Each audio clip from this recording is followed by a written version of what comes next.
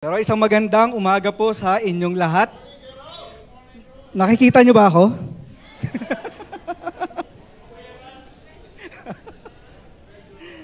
Well, super grateful lamang po ako, no? Kasi tuwing linggo, lumilingon po ako. Nakikita ko, grabe, punong-puno po tayo. Tingnan nyo, yung mga nasa unahan, tingnan nyo po yung nasa likod, punong-puno po tayo.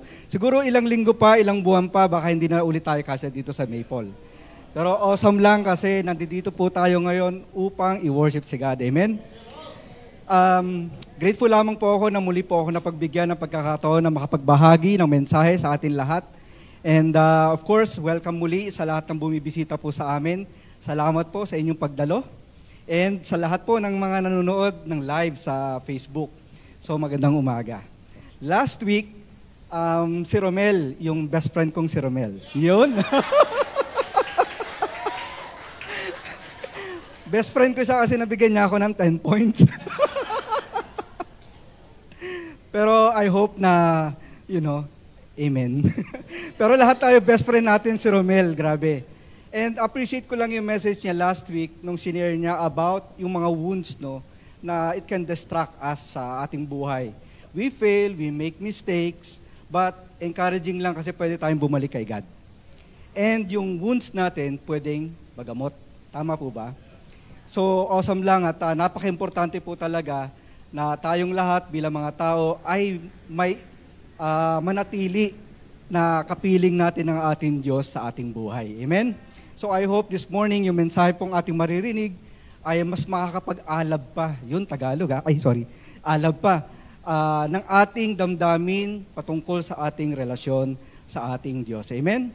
So, let's go to God and let's pray. Tayo po'y manalangin. O Diyos, Ama namin dakila, salamat po sa umagang ito at kami po ay tinipon ninyo at pinatutunayan niyo lang po kung gaano niyo po kami kamahal. Hayaan niyo po na kami ay patuloy na mabuhay, nakapiling kayo at patuloy kaming makareceive ng mga masasaganang bagay na kayo lamang po ang makakapagbigay. Basbasan niyo po yung mensaheng amin pong maririnig, hayaan niyo ng inyong spirito ang siyang manguna, hindi po sa aking kaalaman o karunungan, God, ngunit sa inyo lamang po. Salamat po, ito isang madalayan po namin, sa pangalan po ni Jesus. Amen. Awesome. So, salamat muli sa mga kapitapitagan nating mga ngawit. Yun. Awesome, grabe. Kakaiba, para tayong nasa concert. Di ba po? And of course, sa mga kapitapitagan nating, worship team. Ano ba sa Tagalog? Mga musikero. Yun. Di ba? So, awesome. Ang title po ng ating mensahe ngayong umaga is A Full Life. Yun. So, sabi po sa Bible, in John chapter 10 and verse 10, in NIV, the thief comes only to steal and kill and destroy, and I have come that they may have life and have it to the full. So si Jesus po yung nagsabi dito. Is your life full, mga kapatid? Is your life full? Do you have a full life? Siguro maganda tanungin natin yung katabi natin. Di ba? Kalabitin natin, sis, bro, do you have a full life? Alam niyo yung possible na marinig natin sagot? Yes. Di ba? Yes, I have a full life. Actually, I am full of problems. Actually, I am full of worries. Yan, di ba? Tapos may isang married sister, sabi niya, bro, actually, punong-puno na talaga ako sa asawa ko. Pero joke lang, okay? Oh, hindi, tinanong ko naman siya, saan ka punong-puno sa pagmamahal? Ayun, yun naman pala eh.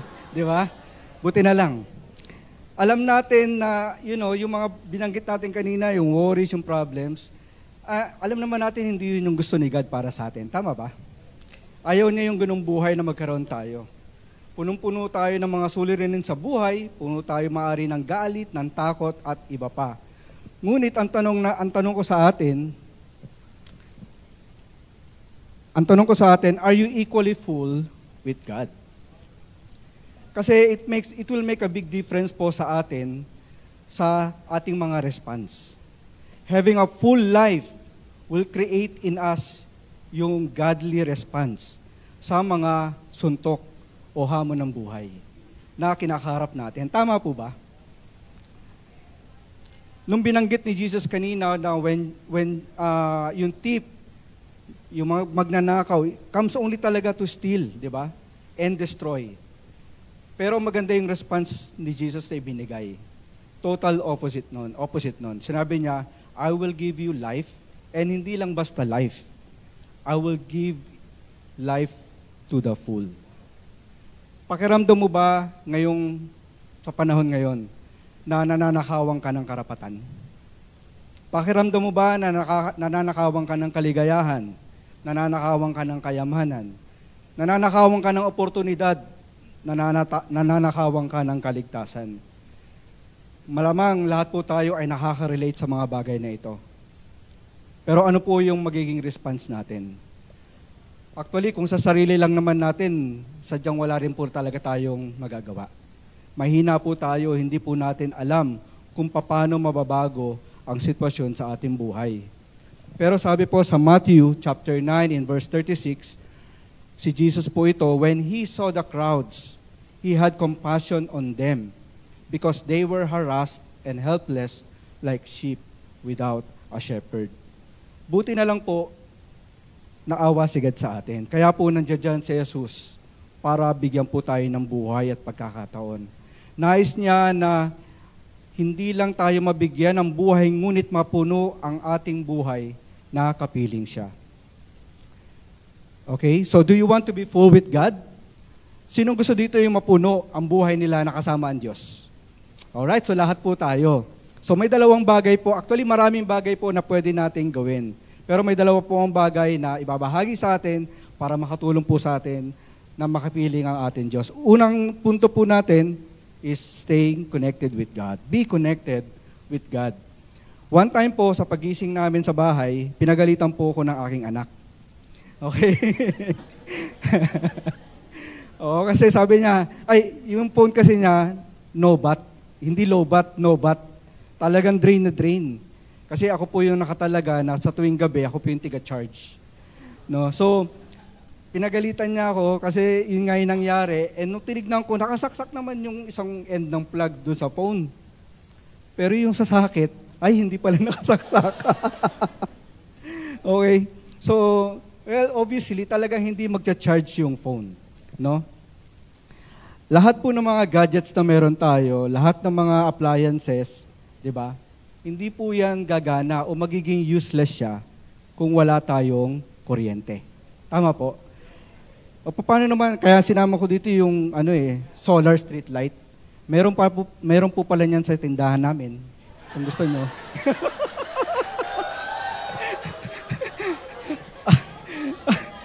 So, papalag. Pero, I mean, maski yung mga solar power, di ba? Kaya nga tinawag silang solar powered, useless sila kung walang araw.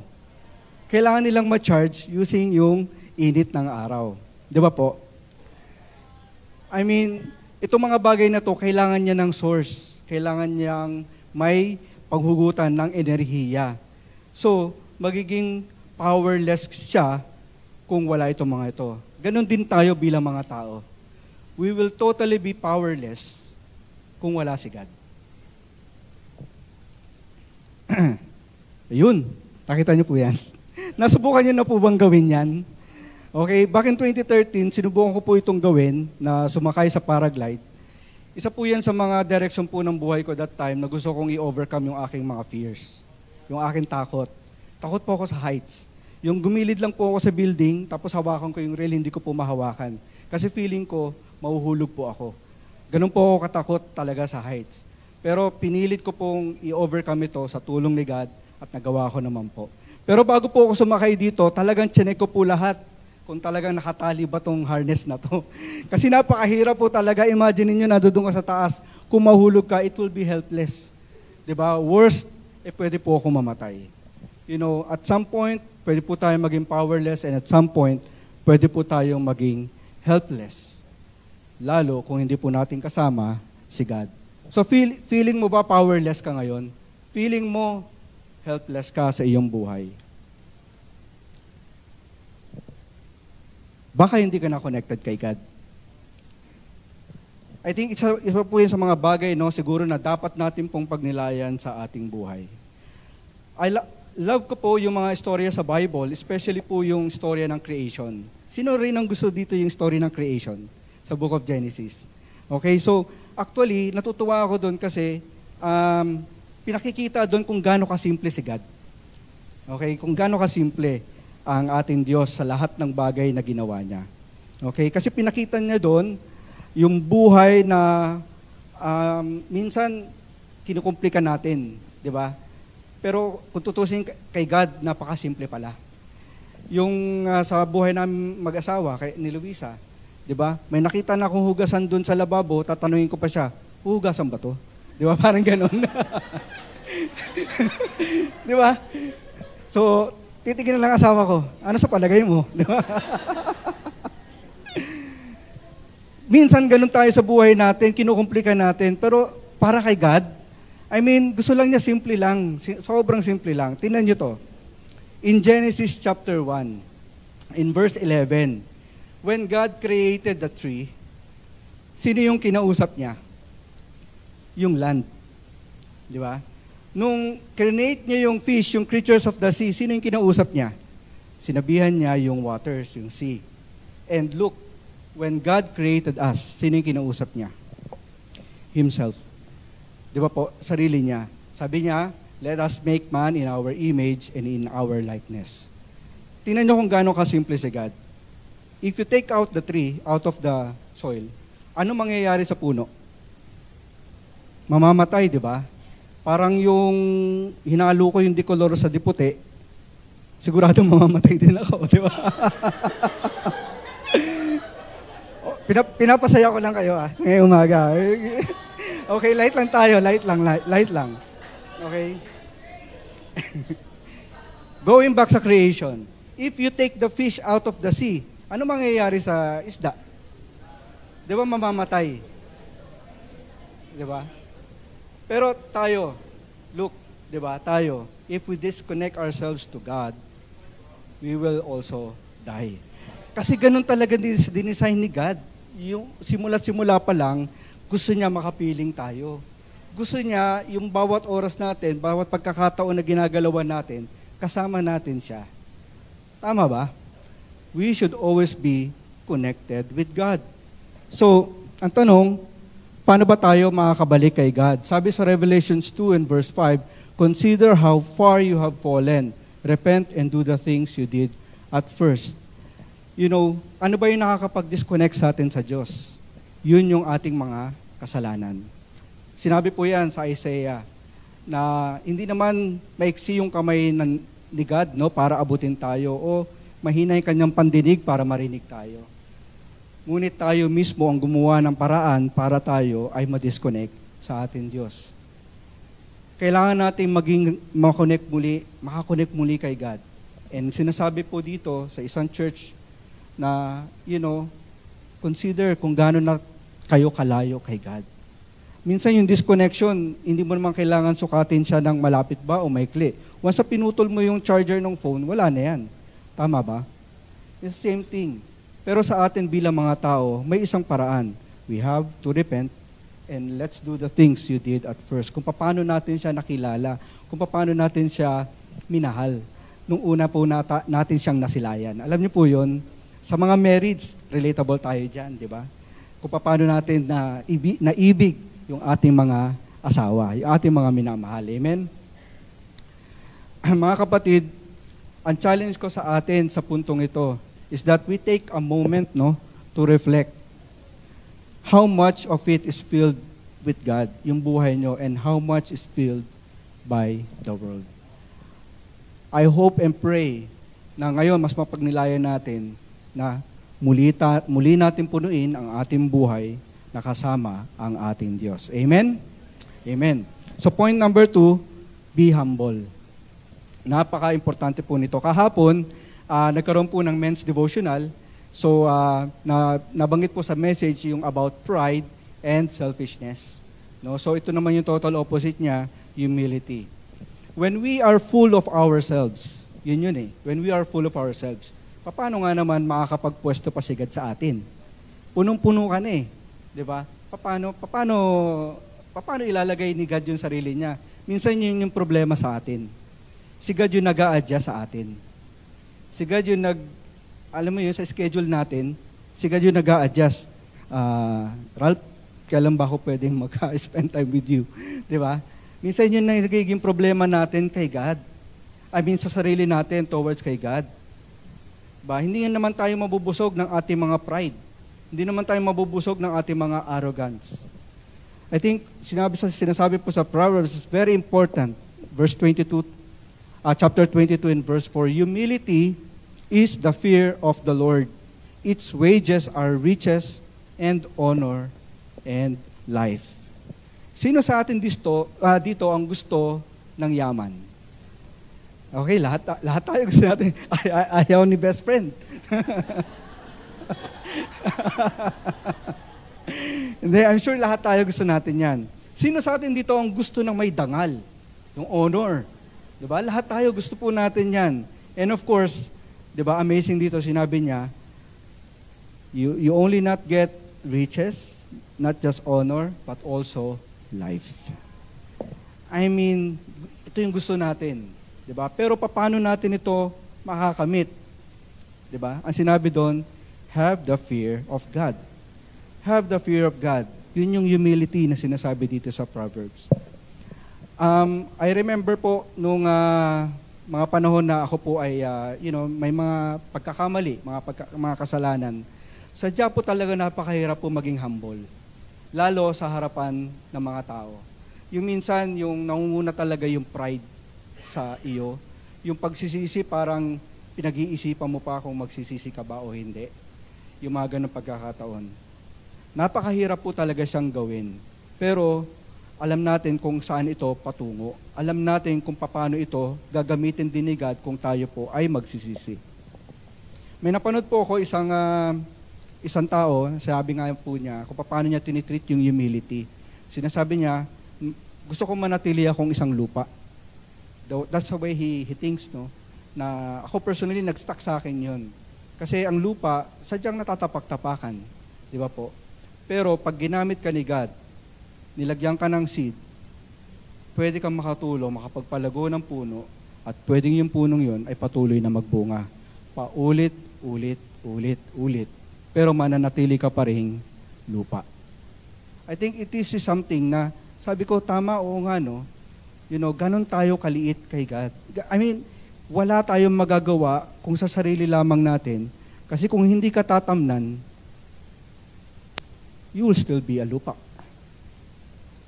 Sa puso po natin, dapat ganun po yung ating pakiramdam. Naniniwala ako na sa harapan ni God, wala po tayong pwedeng maipagmalaki.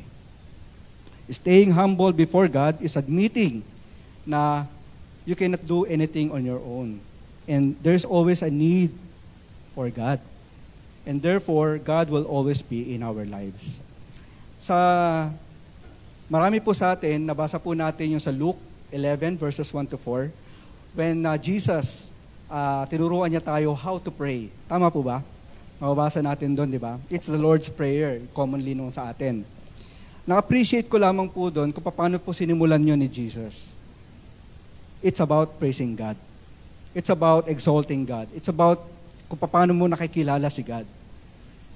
Yun yung isang bagay na dapat sana po ay patuloy po nating maging kaugalian. Sa harapan ni God. Minsan nauuna po kasi yung need natin. Gusto natin, God, here's my need. Pero hindi po natin na-express how much we need Him. Naintindihan niyo po? We express those things towards kay God kung paano po natin siya nakakilala. Kasi yun po yung pangangailangan natin sa Kanya.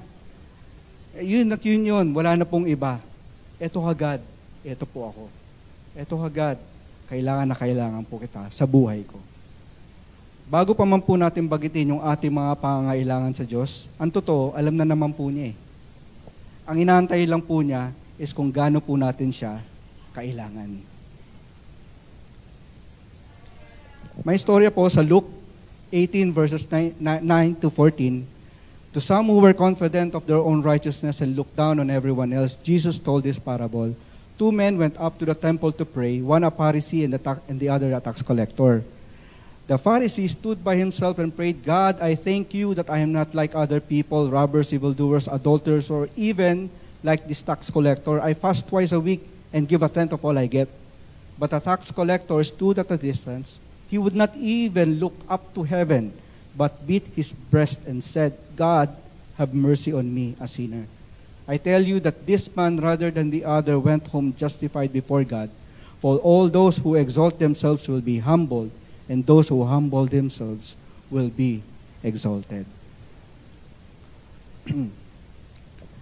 Nung kami po ay nalubog sa utang, napakalaking pagkakautang sa aming pamilya, ito na po yung consider ko na pagkakataon na sabi ko, ito na yung humbling time na binibigay ni God sa amin. Napakarami pong bagay ang nawala po sa amin. Nawala yung aming tahanan, nawala yung aming sasakyan, nawala po lahat ng mga oportunidad po sa amin para po kaming nanakawan. We lost everything. We lost our courage. We lost our confidence. We lost everything.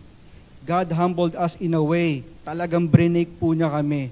Brinake po niya yung pride namin, yung arrogance namin, yung responsibility namin, yung mismanagement namin.